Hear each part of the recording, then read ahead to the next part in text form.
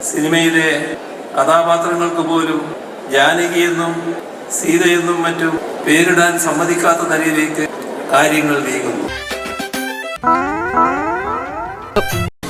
സമാധാനവും സന്തോഷവും ഇല്ലാതാക്കുന്ന ഇത്തരം കലാപകാരികളെ ചെറുത്തോൽപ്പിക്കാനുള്ള നല്ലൊരായുധം കൂടിയാണ് കല. സിനിമയിൽ ഏറ്റവും അധികം മാപ്പിളപ്പാട്ടുകൾ രചിച്ചത് ഭാസ്കരൻ മാഷും ക്രിസ്തീയ ഭക്തിഗാനങ്ങൾ രചിച്ചത് വയലാറുമാണ്.